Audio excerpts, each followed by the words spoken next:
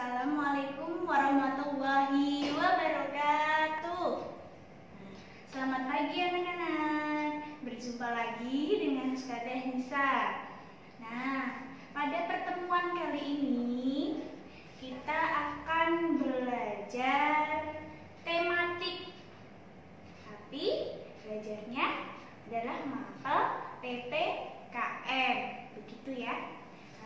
Sebelum kita mulai pembelajaran pada pagi hari ini, kita mulai dengan baca basmalah bersama-sama ya anak-anak.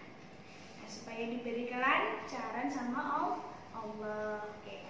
Bismillahirrahmanirrahim. Oke. Nah, sekarang Ustazah Nisa akan melanjutkan pelajaran PPKN yang kemarin sudah dijelaskan sama Ustazah Rina.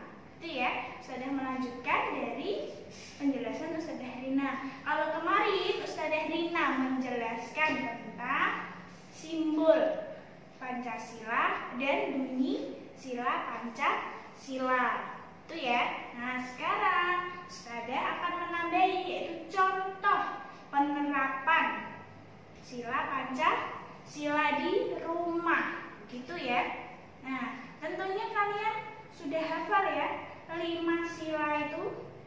Sudah dong, kemarin yang sudah dikasih tugas sama Ustazah Rina, ya kan?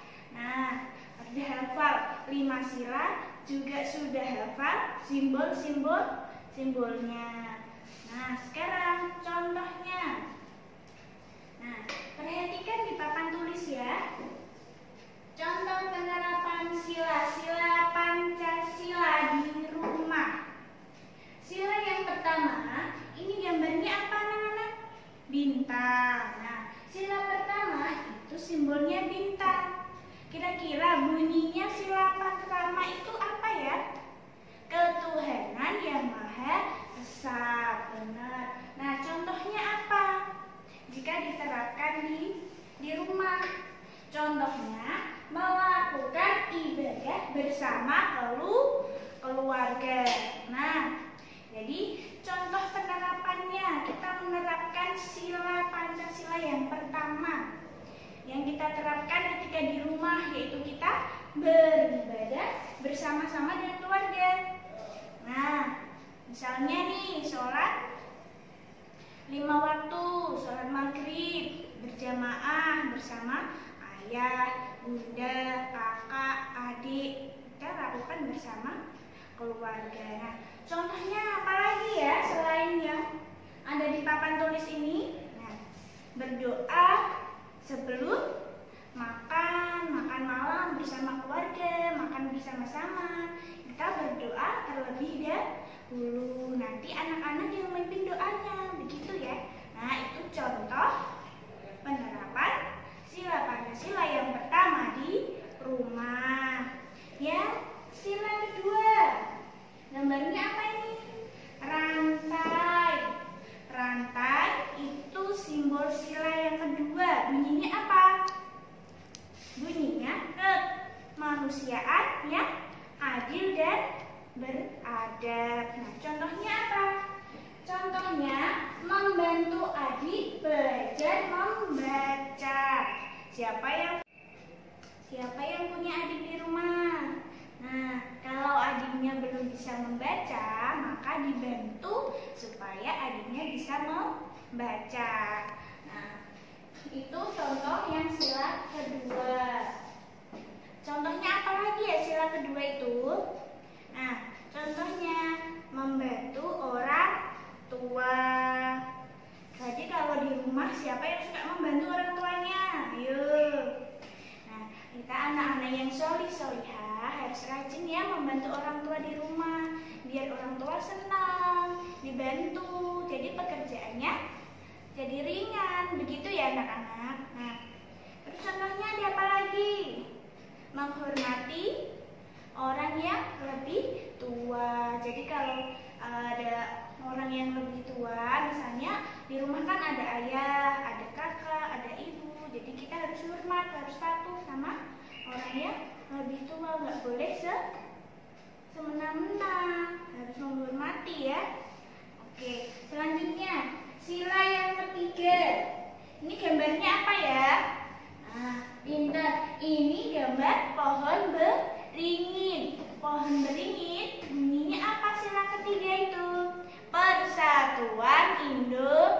Indonesia.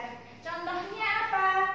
Kerjasama membersihkan rumah. Jadi kita harus bersatu sama keluarga supaya pekerjaan di rumah cepat selesai. Begitu ya.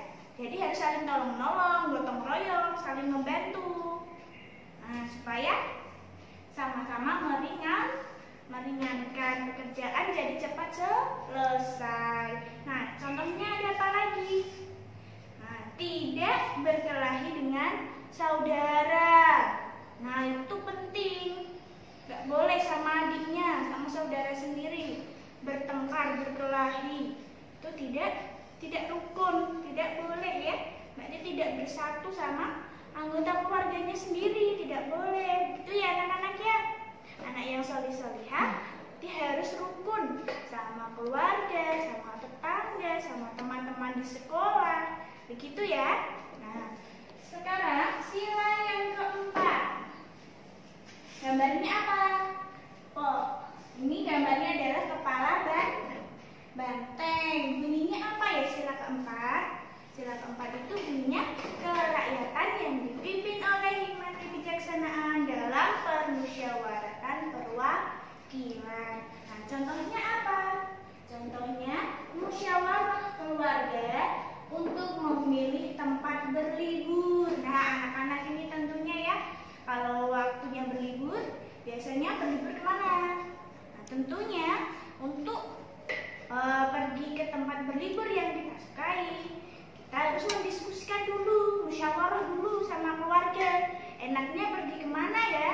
Mau ke pantai, mau ke taman, mau ke kebun binatang. Jadi harus dimusyawarahkan terlebih dahulu dengan anggota keluarga supaya nanti menemukan keputusan akhirnya mau kemana, mau ke kebun binatang, mau ke pantai, begitu ya. Jadi hasil keputusannya bisa dilaksanakan bersama-sama. Nah, contohnya apa lagi? Contohnya menghargai pendapat anggota keluarga. Nah, misalnya ketika musyawarah ada salah satu keluarganya, saya pengennya di pantai, saya pengen di kebun binatang. Nah, itu kan beda pendapat ya. Nah, jadi harus saling menghargai. Walaupun pendapatnya berbeda, nanti dicari mana pendapat yang mendapat suara paling banyak yang disetujui oleh anggota keluarga yang paling banyak di antara dua pendapat yang berbeda tadi itu ya. Nah, yang mendapat suara yang paling banyak itu nanti harus apa? Harus menerima pendapatnya.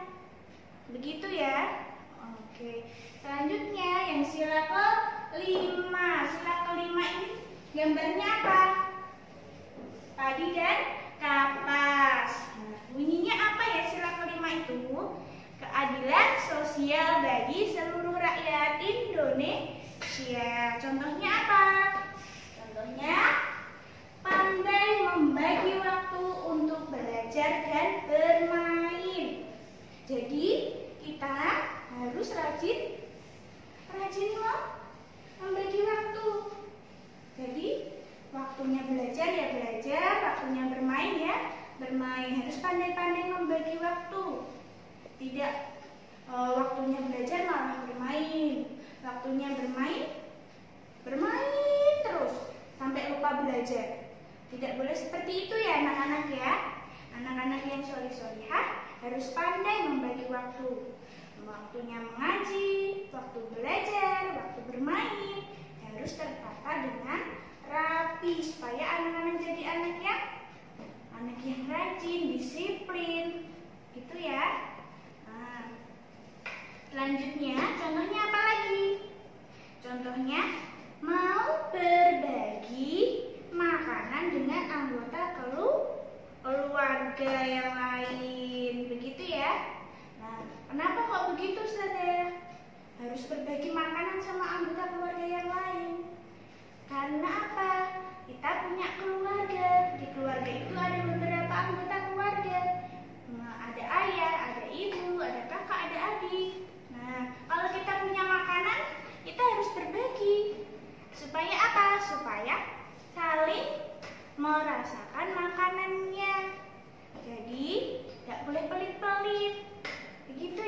harus berbagi. Sedikit-sedikit nggak apa-apa.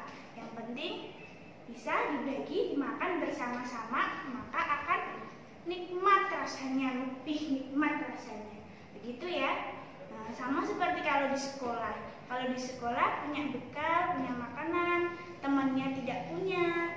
Coba kita tawarkan sama temannya, kita berbagi. Nah, maka nanti kita juga akan dapat pahala. Teman kita yang kita kasih juga akan senang sama kita. Begitu ya anak-anak ya. Oke, cukup sampai di sini pelajaran dari Ustazah. Nah, tugasnya anak-anak mencatat kembali tadi contoh yang Ustazah sampaikan. Selain yang ada di papan tulis ini. Tadi kan Ustazah sudah mencontohkan. Selain yang Ustazah tulis. Nah, itu silahkan anak-anak salin di buku tulis. Kemudian halaman di buku kalian. Halaman 18.